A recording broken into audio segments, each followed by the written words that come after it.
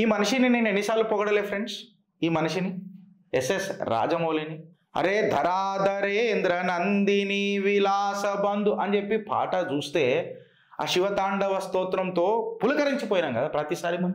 అంటే నువ్వు హిందూయిజం అని అనేది కేవలం నీ సినిమాలు హిట్టు కలెక్షన్ల కోసం పెట్టుకున్నావు రాజమౌళి.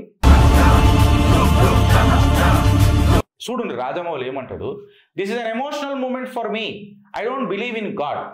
గంగల వాడు నీకు ఎమోషనల్ మూమెంట్ ఉండని, ఇరిటేషన్ మూమెంట్ ఉండని రాజమౌళి, నాకు గంగల వడును మూసిల వాడి సావు, నాకేం చేసేది ఉంది.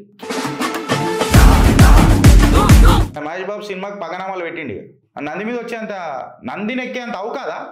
అది ఎవరన్నా ఉండని ఓ మాట అడుగుతున్నా, నందిని ఎక్కేంత అవు కాదా? ఇలా నువ్వు కాంట్రవర్సీ చేస్తే నేను బరాబర్ కాంట్రవర్సీ చేస్తా, బరాబర్ చేస్తా. ఇప్పుడు ఆ ఫ్యాన్ గాన్లు వచ్చి వెనక గిటార్ కొట్టుకున్నా ఫరక్ పడదు రే, గంట కూడా ఫరక్ పడదు చెప్తున్నా నేను. ఈ రంగులు పూసుకునేటోళ్ళు మాకు జీవితంలో ఇన్స్పిరేషన్ కాదురా రే.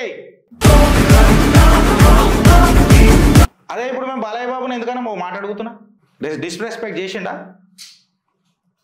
డిస్రెస్పెక్ట్ చేయలేగా.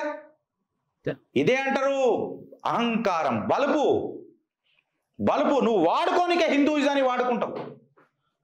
సక్సెస్ కాగానే నా టాలెంట్ మీద నేను వచ్చినా అని చెప్తావు. నీ టాలెంట్ లేదని ఇవ్వడు అనలే రాజమౌళి, నీ టాలెంట్ లేదని ఇవ్వడు అనలే. బట్ అహంకారానికి ఇక పతనం మొదలవుతుంది జరా.